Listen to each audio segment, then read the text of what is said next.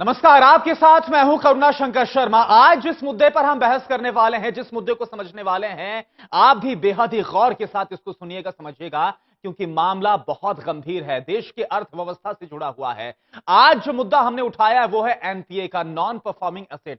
बहुत सरल भाषा में, बहुत सरल शब्दों में अगर इसको बयां करूं तो ये वो कर्ज होता है जिसकी वसूली कर पाना बैंकों के लिए काफी ज्यादा मुश्किल हो जाता है। और आज हालात ये हो चले हैं कि यह आंकड़ा 10 लाख करोड़ तक पहुंच गया है।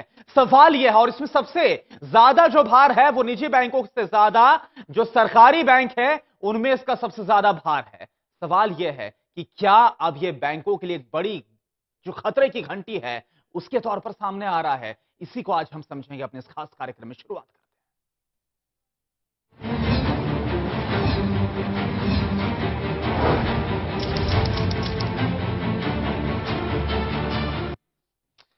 तो चलिए शुरुआत करते हैं कार्यक्रम की। इससे पहले कि आपको एक रिपोर्ट दिखाएं किस तरीके से लगातार जो एनपीए यानी कि नॉन परफॉर्मिंग एसेट, वो कर्ज जिसका वसूली कर पाना काफी मुश्किल हो चला है आज बैंकों के लिए, कैसे इसका भार बढ़ रहा है, कैसे ये खतरे की घंटी के तौर पर साबित हो रहा है, परिचय आपका करा देता हूं। हमारे साथ जो खास पैनल मौजूद है, हमारे साथ रमन अग्रवाल जी मौजूद हैं, जो कि प्रमुख औद्योगिक संगठन एसोचैम की फाइनेंशियल काउंसिल एसोसिएशन के अध्यक्ष हैं। रमन अग्रवाल जी, बहुत बहुत स्वागत है आपका हमारे इस कार्यक्रम में। हमारे साथ सौरभ अग्रवाल जी हैं, जो कि अर्थशास्त्री हैं जाने माने और आईएएफ के प्रोफेसर। और एक और खास बात आपको बता दूं रमन अग्रवाल जी और जो सौरभ अग्रवाल जी दोनों के बारे में, कि दोनों ही एसोचैम की जो मार्केटिंग कमेटी, मैनेजिंग जो कमेटी है, दोनों उसके सदस्य। तो बड़े बारीकी से समझूंगा इस मसले को दोनों से। और इसके अलावा हमारे साथ विनोद वार्ष्णेय जी हैं, जो कि वरिष्ठ पत्रकार हैं। आप तीनों का बहुत बहुत स्वागत है हमारे इस खास कार्यक्रम में।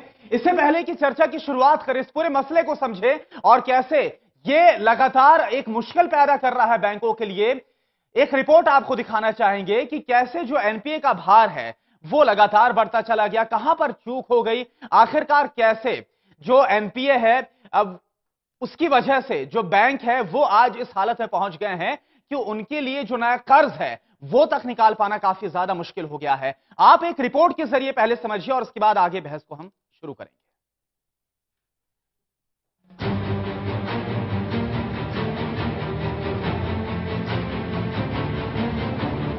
कर्ज घोटाला, ये शब्द अपने आप में काफी अहम है।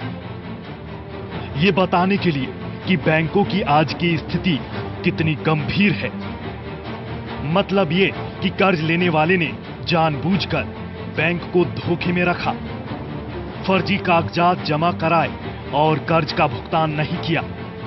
घोटाला बैंकों में अधिकारियों की आंखों के सामने हुआ, लेकिन सालों तक पता नहीं चला, या पता चलने के बाद भी करप्ट और रिश्वतखोर अधिकारी इसे दबाकर मलाई खाते रहे। एनपीए यानी नॉन परफॉर्मिंग एसेट, बैंकों के लोन की रिकवरी ना होने पर बैंक के लिए वो लोन एनपीए होता है, जिससे उसे कोई फायदा नहीं मिल रहा और नुकसान बढ़ रहा है। आंकड़ों पर नजर डालें तो वित्त वर्ष 2015-16 सरकारी बैंकों का कुल एनपीए कुल ऋण पर 9.32% बढ़कर 4.76 लाख करोड़ रुपए हो गया, जो इससे पिछले वित्त वर्ष यानी 2014-15 में 5.43% या 2.67 लाख करोड़ रुपए था।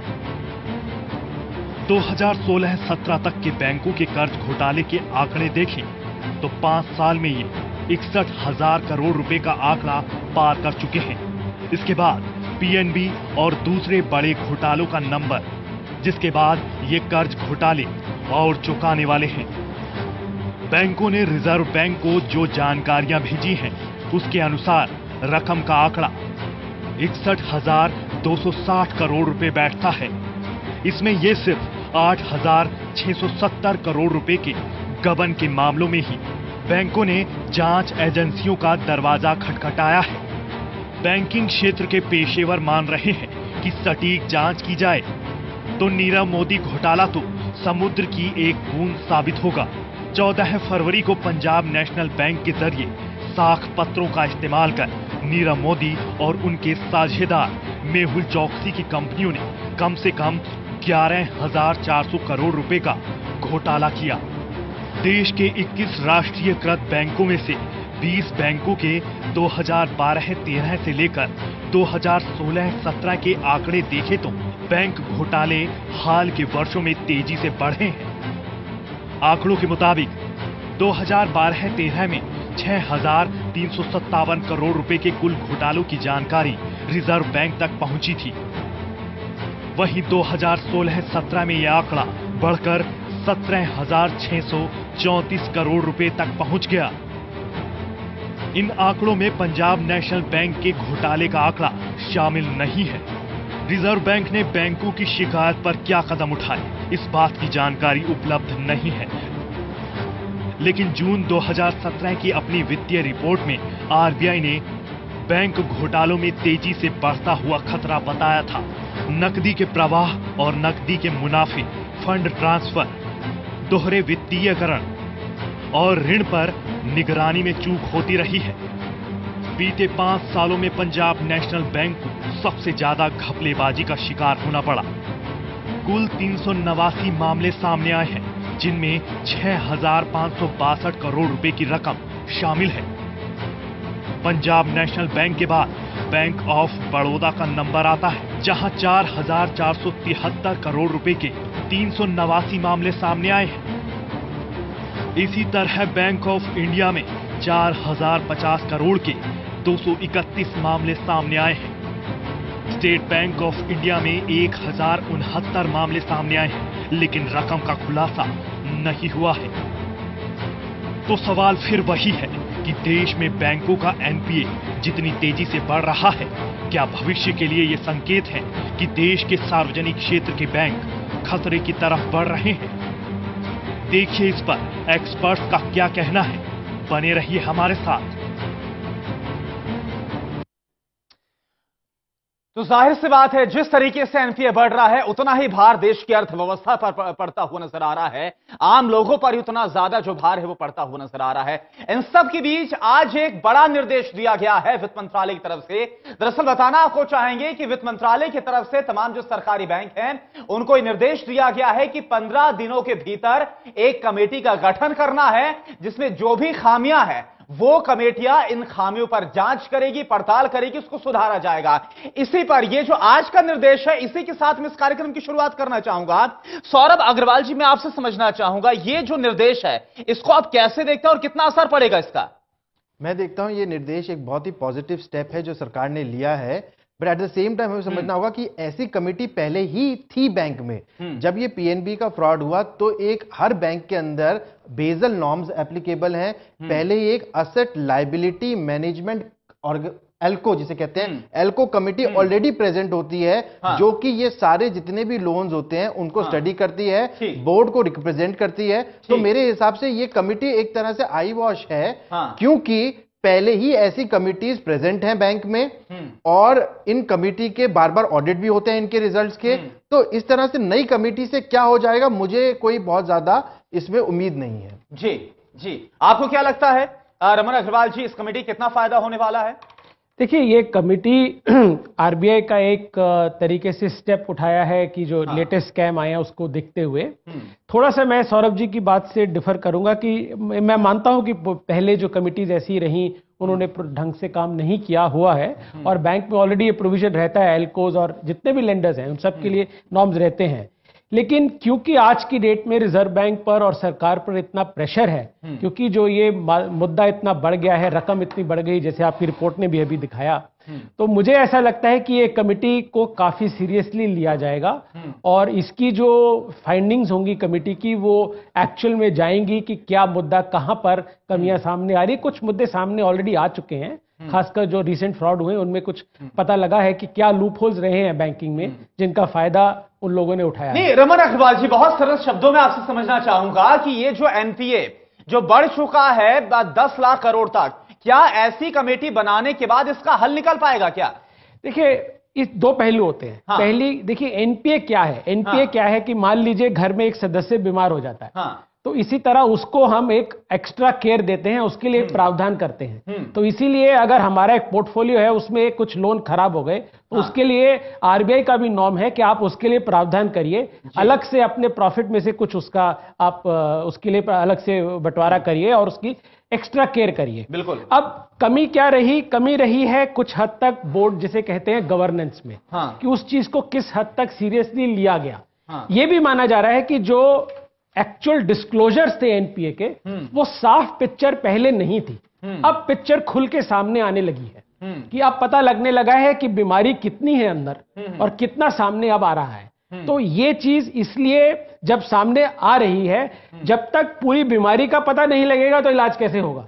तो अब ये अगर हमें ये पिक्चर बेटर मिलेगी तो ऐसा माना जाता है कि कुछ हद तक ये सारा इसकी सफाई हो पाएगी। जी विनोद वारिष्णी जी, आपसे समझना चाहूंगा, ये बताइए कि एनपीए जिसको बैड लोन्स भी कहा जा रहा है, बैड लोन्स की जो समस्या है, इसे एनपीए कहने से ज्यादा बेहतर यह होगा क्या कि एक ये ऐसा कर्ज घोटाला है जिसमें खलनायक कौन है पकड़ पाने बहुत मुश्किल है। देखिए, दो चीजें हैं, उनको हम मिक्स कर रहे हैं। हाँ, एक तो चीज है एनपीए, हाँ, और एक चीज है घोटाला। हाँ, घोटाला ये है कि आपने गलत लेटर ऑफ अंडरटेकिंग लेकर के, झूठा नकली लेकर के लोन ले लिया। आपके बैंक की गवर्नेंस ऐसी है कि आप स्विफ्ट के जरिए के जो एक इंटरनेशनल टीटी है, पैसा विदेशी बैंक अकाउंट में भेज रहे हैं, नॉस्ट्रो अकाउंट से ले रहे हैं, दे रहे हैं, ले रहे हैं, दे रहे हैं, लेकिन यहाँ पे कोर बैंकिंग सिस्टम है उसको नहीं बता रहे हैं। इसको कहते हैं घोटाला। घोटाला इसको भी कहते हैं कि दिल्ली के अभी एक व्यवसायी ने किसी सार्वजनिक बैंक से लोन लिया, और बैंक ने अगस्त पिछले साल सीबीआई को लिख के दिया कि ये घोटाला हो रहा है, जरा जांच करिए। जांच नहीं हुई, जांच अब आकर के हो रही है। घोटाला इसको कहते हैं। तो मैं कह रहा हूँ दो चीज है, एक तो है घोटाला। घोटाला किस लेवल पे चल रहा है, किस लेवल पे चला, कैसे चला और कैसे दबाया गया, इससे जांच होगी या नहीं होगी, तमाम तरह के सवाल इसमें पैदा होते हैं। दूसरी चीज है एनपीए। एनपीए एक ऐसी चीज है कि दुनिया में कोई देश ऐसा नहीं है जहां एनपीए नहीं हो। सिर्फ मिकदार का फर्क है। जैसे आप कहिए कि जापान है, वहां पे नॉन परफॉर्मिंग एसेट्स का gross total non performing assets केवल 1% है। ऐसे इंग्लैंड में है, अमेरिका में 2% है, जर्मनी में 2% है, इंडिया में 9.9% है। लेकिन ये 9.9% क्यों हुआ? और सारे जैसे ग्रीस है उसमें 36% है। दुनिया में 4 देश ऐसे हैं जहां पे नॉन परफॉर्मिंग एसेट्स इंडिया से ज्यादा हैं। स्पेन है, इटली है, स्पेन में तो नहीं है, इटली है, आयरलैंड है, कई देश है, ग्रीस है। नॉन परफॉर्मिंग एसेट्स की जो नया वेव है कब से शुरू हुआ और सारी दुनिया में आया और क्यों आया, और इंडिया में भी आया तो क्यों आया, कब आया? एक आंकड़ा मैं दूंगा। जो reserve bank of India is the best source for any information on non performing assets. Economics times की अभी मैं रिपोर्ट देख रहा था कि 2013 दिसंबर को देश की सभी बैंकों में, निजी क्षेत्र की और सरकारी क्षेत्र की सभी बैंकों में टोटल ग्रॉस एनपीए केवल 1.38 लाख करोड़ था। ठीक। जो रिजर्व बैंक के हिसाब से इस साल के करंट फाइनेंशियल ईयर के सेकंड क्वार्टर तक, यानी 30 सितंबर 2017 तक ये बढ़ करके 8,37 लाख करोड़ हो गया, जिसको अभी आप कह रहे हैं कि और बढ़ गया है, वो 10 लाख करोड़ हो गया है। उसमें नॉन परफॉर्मिंग एसेट्स बढ़ रहे हैं। कब से बढ़ रहे हैं और क्यों बढ़ रहे हैं, मैंने ये सवाल सामने रखा था, उसका मैं जवाब देना चाहता हूं। एक सेकंड में जवाब। ठीक है सर। जब बहुत बड़ी निजी बैंक अमेरिका की लेमन ब्रदर्स फेल हो गई, बैंकरप्ट हो गई, सारी दुनिया भर में कहने जाने लगा कि भाई ग्लोबल स्लोडाउन वैसा आने वाला है जैसा कि 1930 में आया था। तो सारी दुनिया में कदम उठाए गए कि आप जो है बैंकों को कहो या सरकार खुद बॉन्ड जारी करके पैसा रिलीज करे, फिस्कल स्टिमुलस दे और देश दुनिया भर की गिरती हुई अर्थव्यवस्थाओं को बचाए। ये वो जमाना था दुनिया में कि अमेरिका की जीडीपी ग्रोथ रेट घस करके माइनस हो गई थी, जापान की घट के माइनस हो गई थी, यूरोप के कई देशों की जीडीपी ग्रोथ रेट घट के माइनस हो गई थी।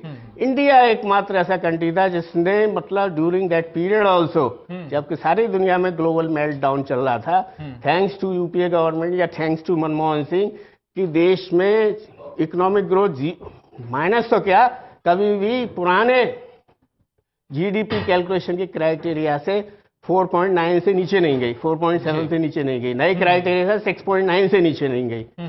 तो एनपीए इसलिए हुआ कि पूरे ग्लोबली बिजनेस क्लाइमेट खराब हो रहा था, उसका असर सारे दुनिया के देशों पर पड़ रहा था, इंडिया पर भी पड़ रहा था। इंडिया में भी बिजनेस क्लाइमेट खराब हो रही थी। जो मोदी जी ने आकर के नोटबंदी और दुनिया भर के अफरा तफरी में जो बिना पूरी तैयारी के कदम उठाए, जिनमें जीएसटी भी है, बिजनेस एनवायरनमेंट और खराब कर दिया है, जिससे एनपीए बढ़ रहे हैं। मैंने कहा घोटाला एक अलग चीज है, उसकी जांच अलग ढंग से होनी चाहिए, सख्त से सख्त कार्रवाई होनी चाहिए। एनपीए बिल्कुल एक अलग चीज है।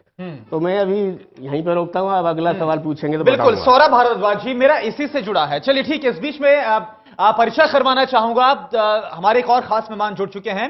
सुनील बंसल जी हैं, जो कि all India UCO bank officer federation के दिल्ली के महासचिव हैं। आपका बहुत बहुत स्वागत सुनील जी। तो सुनील जी, आपके पास भी आऊंगा, लेकिन इस बीच सौरभ भारद्वाज जी, एक आपसे सवाल पूछना चाहूंगा। ये मुझे बताइए कि वित्त मंत्रालय से लेकर वक्त वक्त पर ऐसा देखा गया, वित्त मंत्रालय से लेकर रिजर्व बैंक ऑफ इंडिया की तरफ से जो चिंता है एनपीए को लेकर जाहिर की गई है, ये बहुत पहले से होता आया है। लेकिन हालात ये हैं कि 2014 में जो 8 लाख करोड़ था, वो बढ़ते हुए 10 लाख करोड़ पर पहुंच गया है। तो कहां पर गाड़ी अटक गई? ऐसा क्यों हो रहा है कि इस पर काबू नहीं पाया जा रहा, इतनी चिंता होने के बावजूद? जी सौरभ भारद्वाज। हाँ, आ रहा। ये जो इतना कहां खराब हो गया है, इसमें हमें ये समझना होगा कि एक कह देना कि बिजनेस क्लाइमेट खराब हो गया, ये एक ठीक बात है। उसकी वजह से, क्योंकि क्या है कि कंपनीज ने लोन लिया, देवर थिंकिंग कि हम इतना कमा लेंगे, लेकिन उन्होंने ज्यादा एक्सेस कैपेसिटी बनाई। तो देखिए कंपनी जहां गलती करी, उन्होंने अगर उनको सिर्फ उनका प्लांट 60% यूज हो रहा है तो उन्होंने 100% क्यों बनाया? 60% ही बनाना चाहिए था। पहली गलती तो कंपनीज की तरफ से हुई फोरकास्ट में, हम जिसे कहते हैं कैश फ्लो फोरकास्ट में।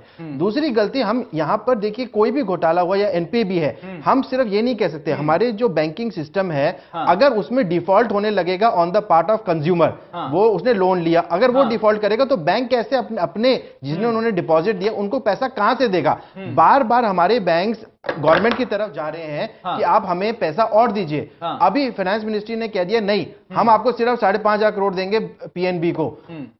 एक ये सिस्टम बन गया है कि आप लोन दीजिए, लोन को एनपीए बना दीजिए, उनकी एसेट्स को कॉन्फिस्केट। ये process is not the right process. इससे बैंकिंग सिस्टम में पूरा ट्रस्ट खत्म होता जा रहा है। अगर हम इसमें सारे लोगों के रोल देखें, इसमें मेरे हिसाब से जो अप्रूविंग अथॉरिटी है उसकी भी गलती है, जो बैंक के बोर्ड ऑफ डायरेक्टर्स है उसमें इंडिपेंडेंट डायरेक्टर भी है उसकी भी गलती है, चेयरमैन का सारा सुपरविजन रोल है वो भी। आप देखिए रिजर्व बैंक ऑफ इंडिया में डिप्टी गवर्नर की पोजीशन जुलाई 2017 से खाली है। आज इकोनॉमिक टाइम्स के अंदर एडिटोरियल पेज पे उसका मेंशन है। इंश्योरेंस रेगुलेटर भी इस समय पोजीशन में है ही नहीं। इतना बड़ा इंश्योरेंस सेक्टर है, हमारे यहां पे जो सुपरवाइजरी, मॉनिटरी, कंट्रोलिंग बॉडी है, उनके अंदर पोजीशंस खाली जा रही हैं। एक तरफ हम कह रहे हैं एम्प्लॉयमेंट की प्रॉब्लम, और एक तरफ इतनी बड़ी सीनियर पोजीशन खाली जा रही हैं 6-6, 7-7, 8-8 महीने के लिए। तो मेरे हिसाब से सिर्फ यही नहीं, रिजर्व बैंक ऑफ इंडिया के पास क्वार्टरली रिपोर्टिंग होती है, क्यों नहीं? अरे हम कह देते हैं हम पीएनबी को नहीं छोड़ सकते, क्यों? हर ट्रांजैक्शन पे वो 2% कमा रही थी।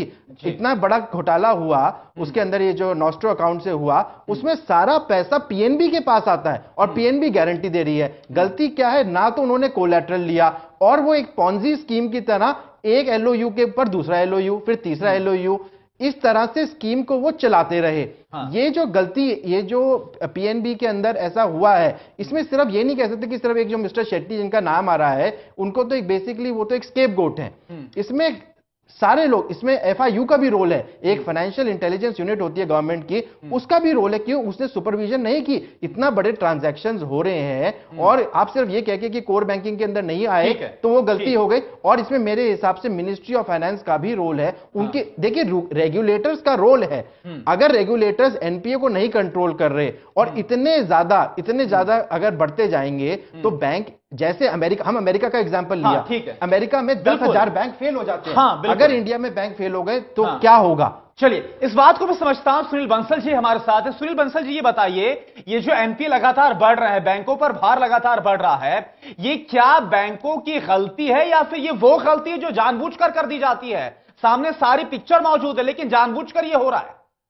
नहीं, ये ऐसा कहना कि बैंकों की गलती है, ये सरासर गलत होगा। हाँ, बैंक वाले हर लोन प्रपोजल को प्रॉपरली असेस करते हैं। हाँ, उसमें कारण क्या होता है, इतने बड़े बड़े लोन, हाँ, ये कोई एक चीफ मैनेजर या एजीएम या जीएम नहीं है जो अपने से कर दे। हाँ, इसमें आउटसाइड प्रेशर्स होते हैं। हाँ, ये जितने भी बड़े लोन के एनपीए हैं, हाँ, आप किसी ग्रुप को लेके देखें, हाँ, ये सारे अंडर प्रेशर नहीं, ये आउटसाइड प्रेशर क्या है सर? ये कौन सा प्रेशर होता है? आउटसाइड प्रेशर आपको मिनिस्ट्री से, आपको पॉलिटिकल अकाउंट से कि आपको ये लोन करना है।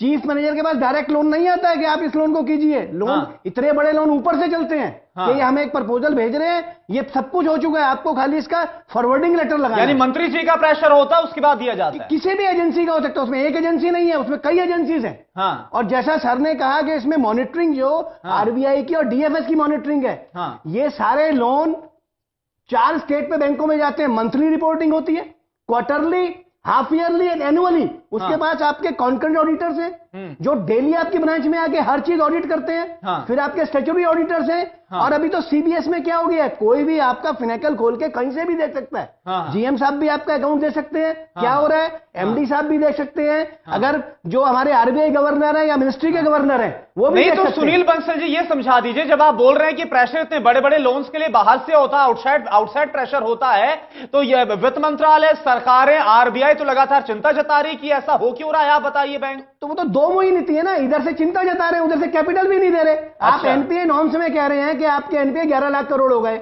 हाँ, आपकी कैपिटल 8% को ब्रीच कर गई। हाँ, तो कैपिटल, ये तो भारत सरकार के बैंक है, भारत सरकार कहती है हम आपको कैश कैपिटल नहीं देंगे, बॉन्ड्स में देंगे। हाँ, तो कैपिटल वो दे नहीं रहे हैं। कैपिटल हर बार जब एनपीए बढ़ेंगे, एनपीए आप डिक्लेयर करोगे, हाँ, आप चाइना में देखिए, एनपीए कोई प्रॉब्लम नहीं है, चाइना में 18% 20% है। लेकिन एनपीए अगर आपके मैन्युफैक्चरिंग यूनिट में होते हैं तो आपको मैन्युफैक्चरिंग दे रहे हैं, एम्प्लॉयमेंट दे रहे हैं। उस एनपीए की कोई डर नहीं है। आगे भी एनपीए हुए हैं, आप देखिए, पहली बार लोन वेवर खाली 10,000 करोड़ का देवीलाल जी का। हाँ, अभी हम देखते हैं एक ही लोन अकाउंट में हमारा 12,000 साढ़े 12,000 करोड़ जा रहा है।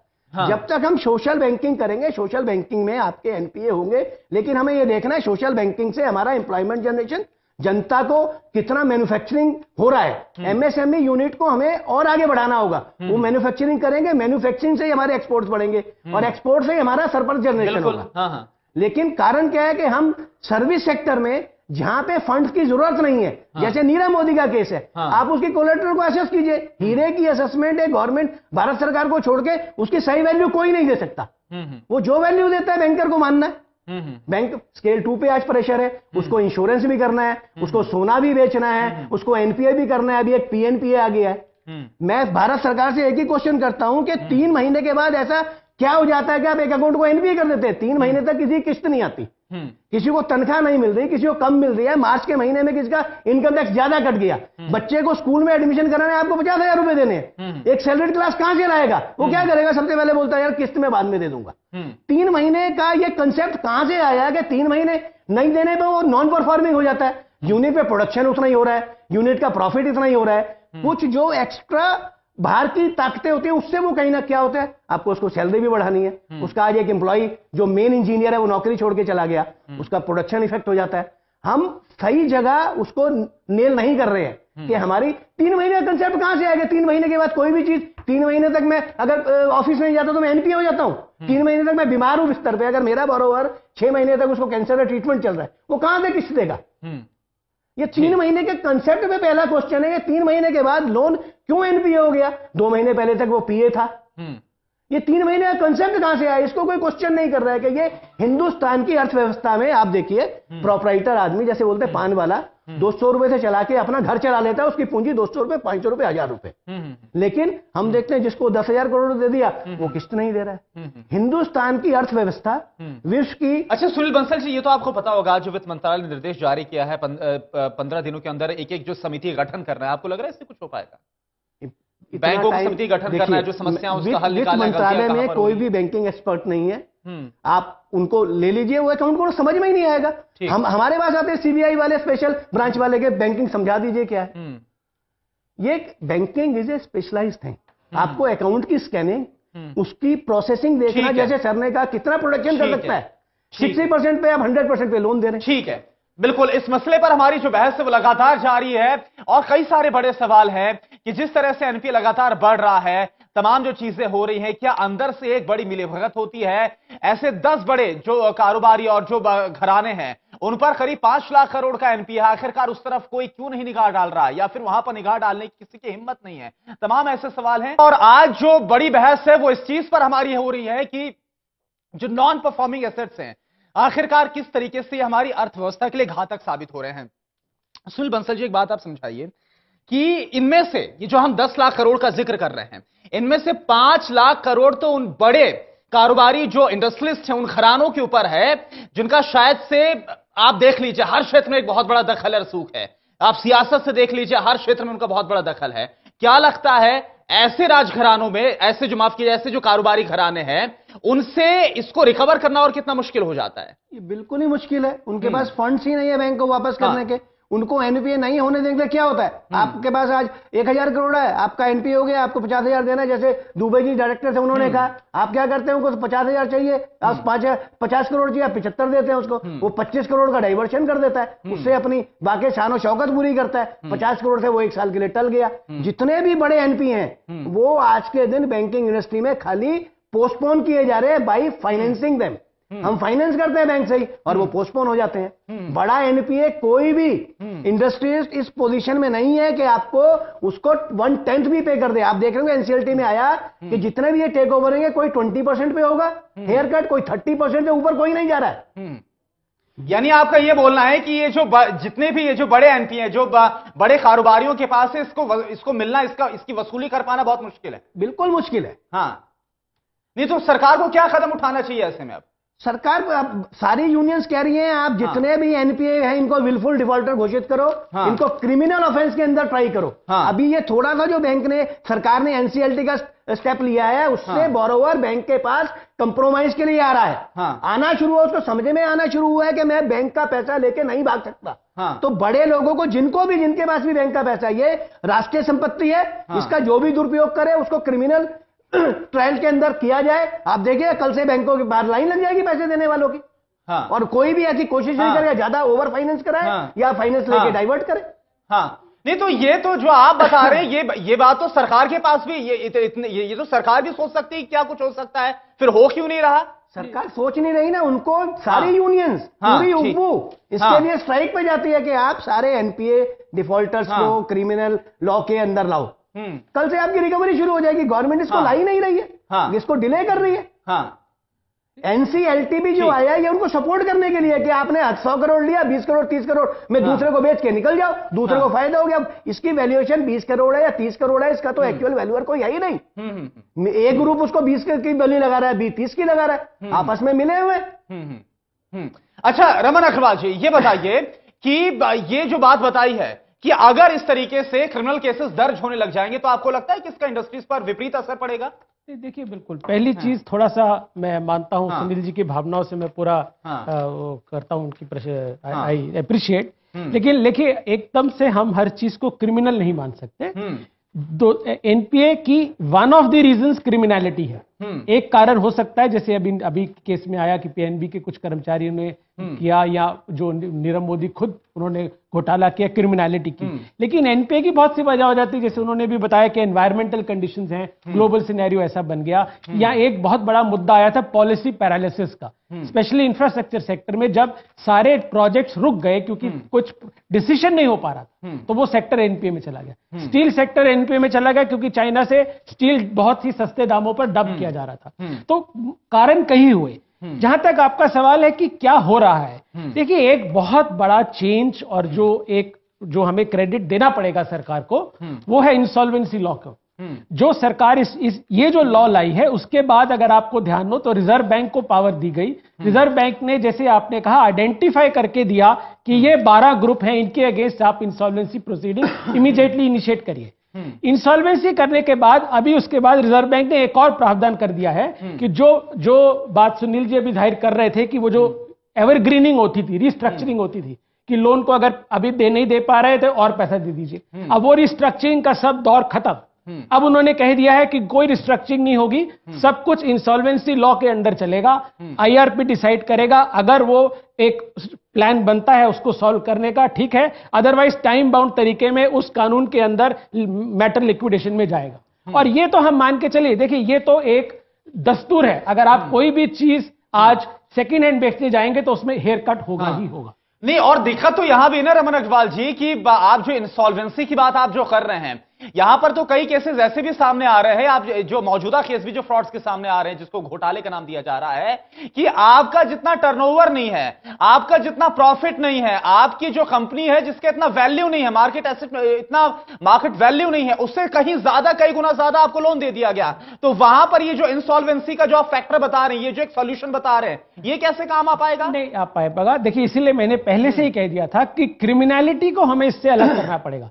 ये जो आपने बात कही, जैसे अभी यही जो रिसेंट घोटाले पीएनबी के हुए हैं, इनमें भी ये क्रिमिनलिटी हुई है। ये क्रिमिनलिटी है, जिसे छुपाया गया, एलओयू को रिन्यू कर दिया गया बिना, जैसे उन्होंने भी बताया, कोर बैंकिंग में दिखाए। तो ये एक क्रिमिनलिटी हुई, चाहे उसमें बैंक के कर्मचारी इन्वॉल्व थे, चाहे उसमें आपके नीरव मोदी के लोग इन्वॉल्व थे या वो खुद इन्वॉल्व थे, वो क्रिमिनलिटी हुई। क्रिमिनलिटी के और भी बहुत से केस आए, जैसे विजय माल्या के केस में भी आया था, पहले और भी कई डिफॉल्टर्स के केस में आया है। तो क्रिमिनलिटी को अगर हम मान के चले, उसका तो सोल्यूशन क्रिमिनल है, आप उनको सूली पर टांगिए, उनके अगेंस्ट एक्शन लीजिए, जो भी आपको क्रिमिनल एक्शन लेना है, वो एक अलग मैटर है। पर सबसे बड़ा मुद्दा होता है कि जो पैसा गया है उस पैसे की रिकवरी कैसे होगी।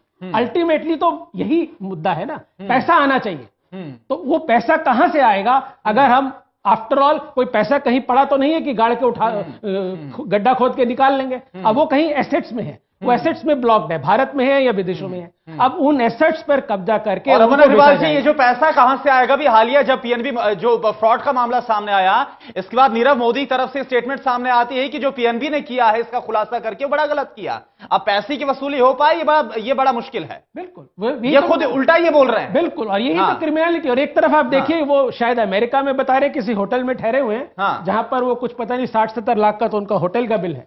सो अगर आप इस तरह, वही मैंने कहा ना, ये क्रिमिनलिटी है।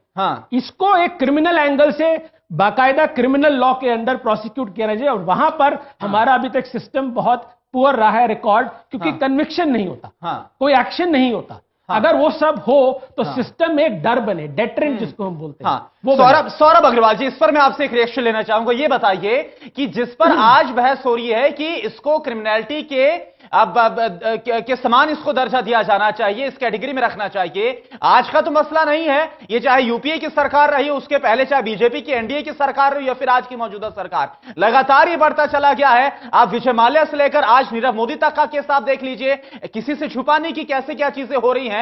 तो फिर इस पर पहले कदम क्यों नहीं उठाया गया? पहले क्यों नहीं इस पर इतना सोचा गया? क्या महत्वाकांक्षा की कमी की नजर आती है क्या आपको यहां पर?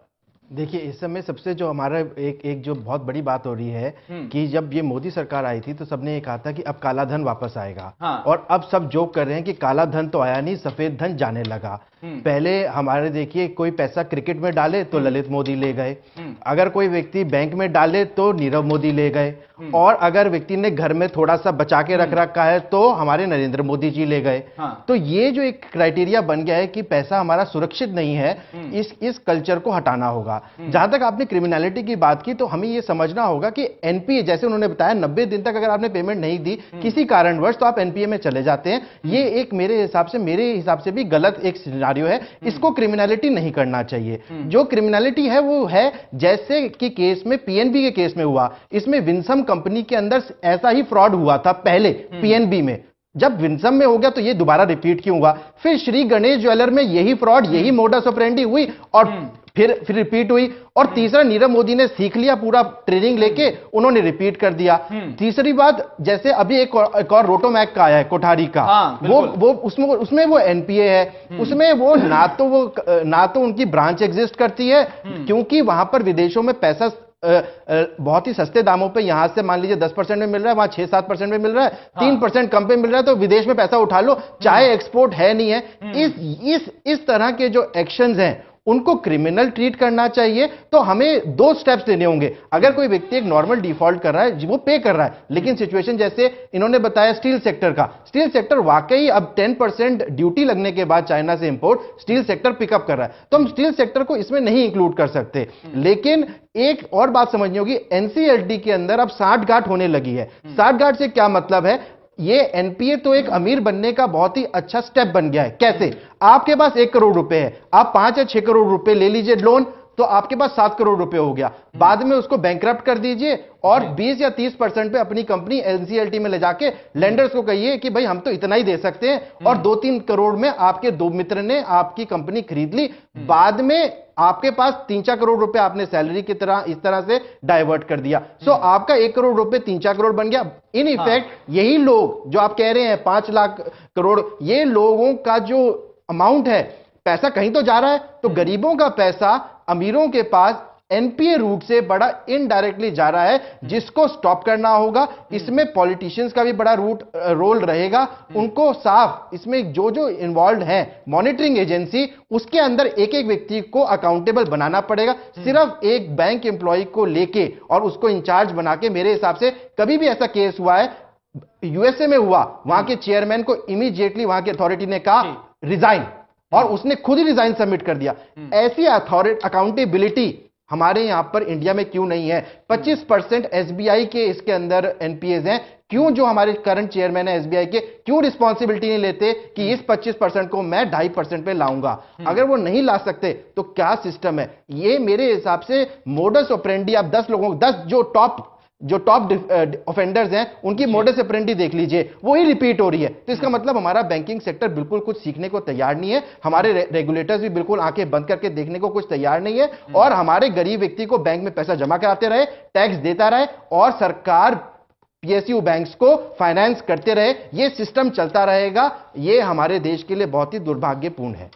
जी अच्छा, एक बात समझना चाहूंगा आपसे मैं सुनील बंसल जी, ये बताइए कि जो नोटबंदी का दौर चला और उसके बाद जीएसटी को लागू किया गया, क्या इसका जो असर है वो एनपीए पर भार के तौर पर पड़ा है? क्या जो डीमोनेटाइजेशन था उसका असर तो एनपीए को ने बढ़ाया, क्योंकि लोगों के धंधे उस तरह चौपट हो गए। 1-1, 2-2 महीने। आप छोटे शहर में जाइए, छोटे शहर में डीमोनेटाइजेशन इफेक्ट आज तक भी है। उनकी सेल आज के दिन भी उससे 50% है। अब उसने लोन लिया हुआ है 50% सेल पे, वो कितना प्रॉफिट जनरेट करेगा कि एनपीए आपका पे कर दे? जीएसटी आई से is a positive indication, because GST से क्या हो रहा है? अब बैंकर को उसकी सेल देखने के लिए उसकी बैलेंस शीट नहीं देखनी है, उसको जीएसटी रिटर्न देखनी है। जीएसटी में गवर्नमेंट का कलेक्शन बढ़ा है, गवर्नमेंट का कलेक्शन बढ़ा है। What does it mean? कि लोगों की सेल बढ़ी है, या लोग नो सेल दिखानी शुरू करी है, और सेल जब पेपर में दिखा रहे हैं तो प्रॉफिट भी बढ़ा है। जीएसटी इज ए पॉजिटिव, लेकिन डिमोनेटाइजेशन का मैं कह रहा हूं आज भी इफेक्ट, लोगों की सेल 50% है, छोटा दुकानदार हो चाहे छोटे शहर का मैन्युफैक्चरर हो। कई जगह लुधियाना में टीवी में कवरेज आया था कि उन्होंने अपने मैन्युफैक्चरिंग यूनिट बंद कर दिए। तो जीएसटी आने से पॉजिटिव है, लेकिन आज के दिन जो आर्थिक मंदी चल रही है, यहां पे मैं एक थोड़ा सा ऐड करना चाहूंगा कि जो बोर्ड की जिम्मेवारी थी, उसमें पिछले 3 साल से इस गवर्नमेंट ने आज कोई भी वर्कर डायरेक्टर या ऑफिसर डायरेक्टर नहीं है जो वहां पे लड़ता था कि ये लोन में नहीं होने दूंगा, इस लोन में ये कमी है। किसी भी बैंक में आज के दिन वो नहीं है। फाइल मिनिस्ट्री पे अटकी हुई है पिछले 3 साल से, और वो कोई भी क्लियर नहीं कर रहे हैं।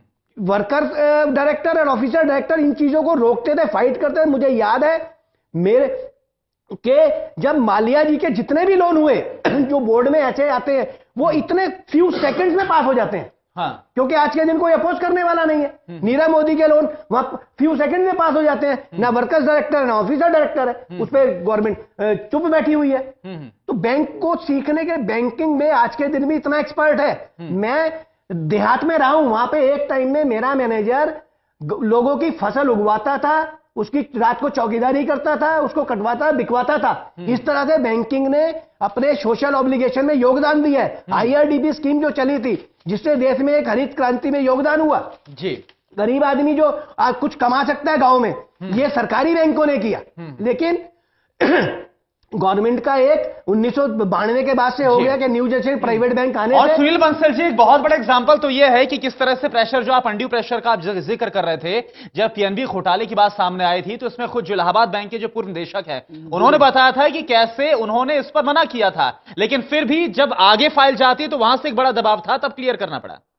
तो डायरेक्टर, आप सोच सकते हैं कि डायरेक्टर पे जब इतना दबाव है, जबकि वो गवर्नमेंट अपॉइंटी है and he is an outside director, वो तभी अपॉइंट होता है जब गवर्नमेंट के आका उसको चाहते हैं। मैं आज बनना चाहूं डायरेक्टर, मैं नहीं बन सकता, मेरा नाम गया हुआ है मेरे बैंक से, वो अप्रूव नहीं कर रहे हैं, लेकिन वो अपने उन लोगों, वो जब उसको प्रेशर को नहीं झेल पा रहे, तो सोचिए एक स्केल 1, स्केल 2, स्केल 4 का बैंकर कैसे उस प्रेशर को झेलेगा।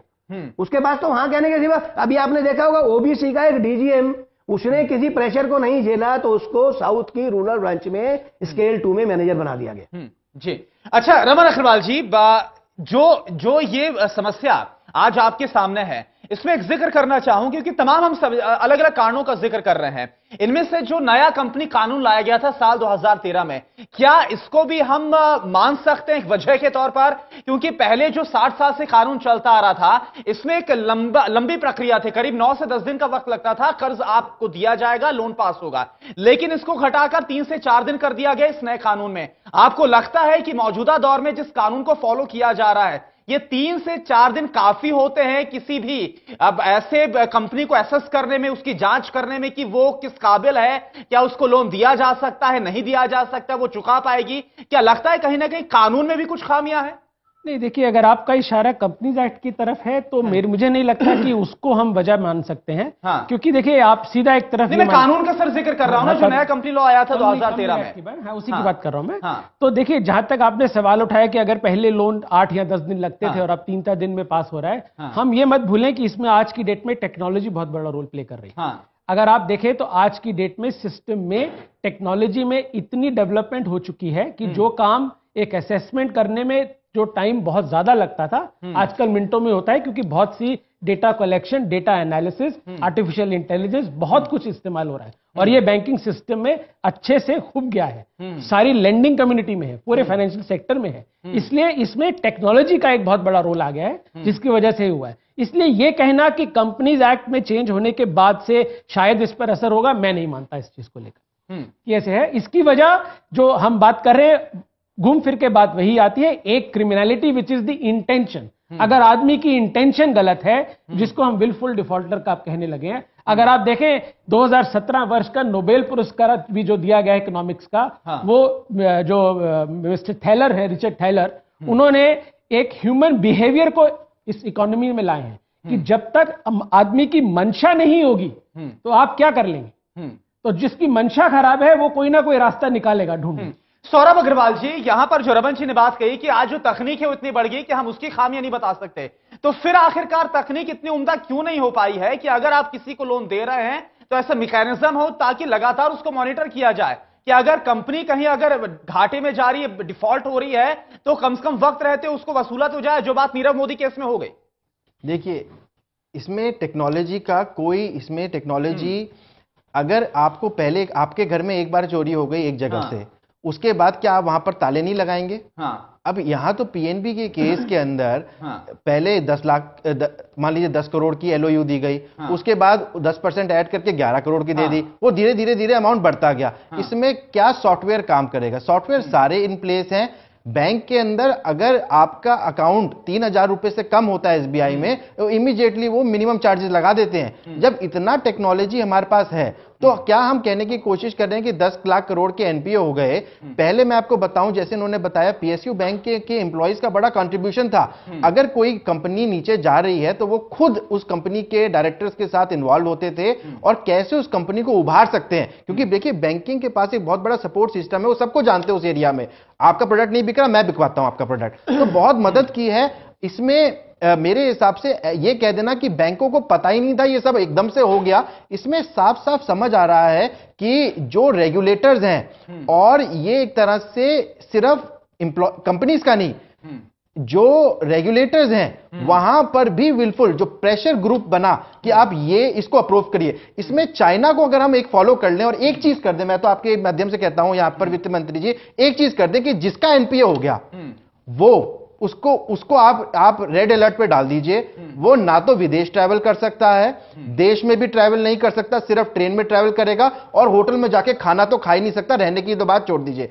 चाइना के अंदर कोई व्यक्ति डिफॉल्ट करता है उसके ऊपर ये रूल लाते हैं। क्रिमिनलिटी लाने से अच्छा है कि आप ये ऐसा एक रूल ले आइए कि जिस व्यक्ति के ऊपर भी एनपीए हो रहा है, जिस कंपनी में भी, इस समय लगभग ऑलमोस्ट सारे पीएसयू बैंक्स पीसीए में आ गए हैं। पीएसए का मतलब है उनकी जो एसेट क्वालिटी है बहुत खराब हो गई है। एनपीए तो एक चीज है, एक पीसीए प्रोहिबिटिव करेक्टिव एक्शन, सारे अच्छे बैंक पीसीए के अंदर हैं, जो कि मेरे हिसाब से बहुत एक रिस्की।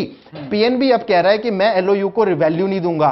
उससे क्या होगा, हमारे जो इंडियन बैंक्स हैं उनकी वैल्यू वर्ल्ड मार्केट में खत्म हो जाएगी, क्योंकि वर्ल्ड के जो बैंक्स हैं वो पीएनबी को रिकॉग्नाइज कर, वो नीरव मोदी को नहीं जानते हैं। अच्छा, ठीक है, इस पर एक रिएक्शन लेता हूं कि वक्त बहुत ज्यादा कम है।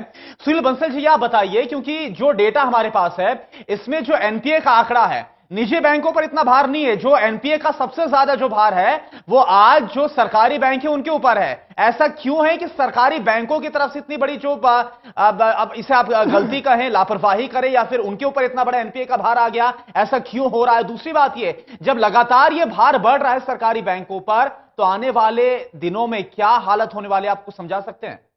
ये कहना बिल्कुल गलत है कि एनपीए सरकारी बैंकों में ज्यादा है। हाँ। प्राइवेट बैंकों में शो नहीं हो रहे हैं। येस बैंक और आईसीआई बैंक को आरबीआई ने पेनल्टी लगाई थी कि उसने अपने एनपीए शो नहीं किए पिछले फाइनेंशियल ईयर में ही। हाँ। वो उसको दबा के रखते हैं, जैसे आज से 5 साल पहले हो रहा था। हाँ। कि आप एनपीए नहीं, आपने बहुत बड़ी बात कही है। सुनिए यहां पर, क्यों आप ये बोल रहे हैं कि इससे ज्यादा निजी बैंकों में हो सकता है? ये अखबारों की नहीं, उनकी लाइफ कितनी है? 20 साल। हाँ। पीएनबी 100 साल से ज्यादा है। आपको वो कंपेयर करना पड़ेगा। हाँ। कि उनका नहीं, क्योंकि सुनील जी, अगर आप ये बोल रहे हैं कि निजी बैंकों में इससे ज्यादा है, तो ये तो 10 लाख करोड़ का है आंकड़ा, तो फिर काफी ज्यादा बढ़ सकता है अगर वो छुपा रहे हैं तो। आईसीआई बैंक ने पिछले 10 साल से पर्सनल लोन करने बंद कर दिए। ठीक, क्यों कर दिए? हाँ। क्योंकि उसमें उनका एनपीए 25% से ज्यादा चला गया। हाँ। अभी आईसीआई बैंक हाउसिंग लोन में, मैं चैलेंज करता हूं दोनों बैंकों को, आप देखिए ये जनता से को लूट रहे हैं। इनका हाउसिंग लोन पे ये इंटरेस्ट लगा के फिर रिकवरी शुरू करते हैं। हाँ। इनको सरकार ने अलाउ कर रखा है। सरकारी बैंक क्या करता है? हर महीने ब्याज लगाएगा। हाँ। ये आपसे पहले 4 साल में सारा ब्याज पहले ले लेते हैं। इनको गवर्नमेंट ने लूट के लिए अलाउ कर रखा है। आप दोनों की अकाउंटिंग देखिए,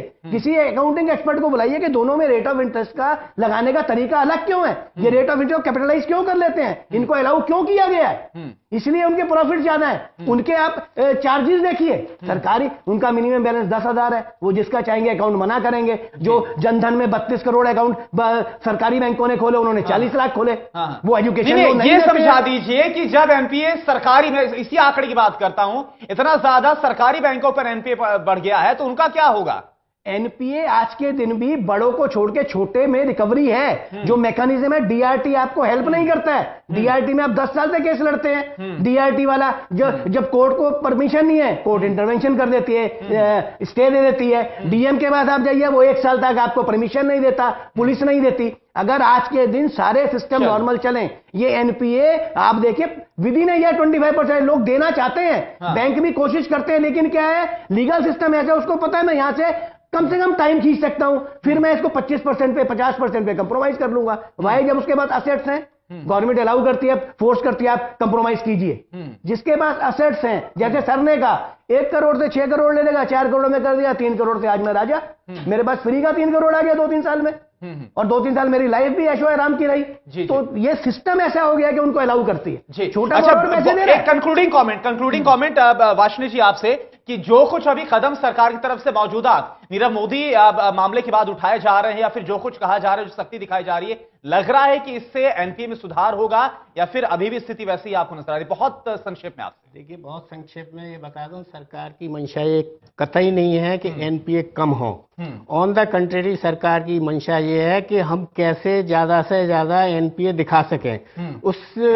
इस बात को कहने के लिए, उसके पीछे मंशा भी बताऊंगा मैं। इस बात को कहने के लिए मैं अभी, जैसे हमारे पैनलिस्ट दूसरे साथियों ने बोला भी, कि पहला तो ये, अगर कोई ऋण की वापसी या उसकी ब्याज की वापसी 60 दिन तक नहीं होती है, 90 दिन तक नहीं होती है, तो एनपीए है।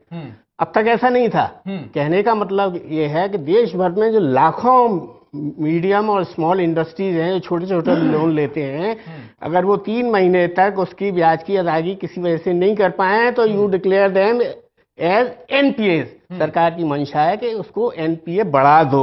दूसरी चीज ये है, जो लेटेस्ट सरकार का फैसला है कि जो 50 करोड़ तक की जितनी भी कंपनी है सबका एक सर्वे करके बताया जाए कि इसका कितना एनपीए क्या है।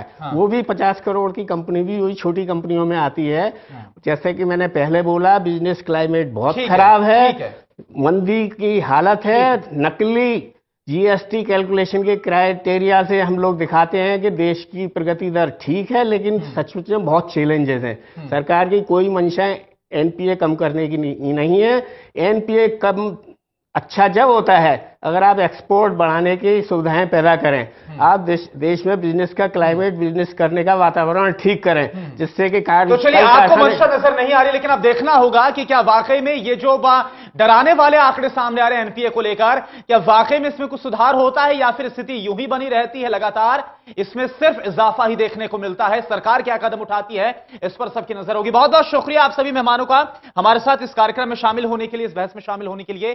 फिलहाल इसी के साथ वक्त हो गया है एक बहुत छोटे से ब्रेक का। खबरें लगातार जारी हैं टोटल न्यूज पर, आप बने रहिए हमारे साथ।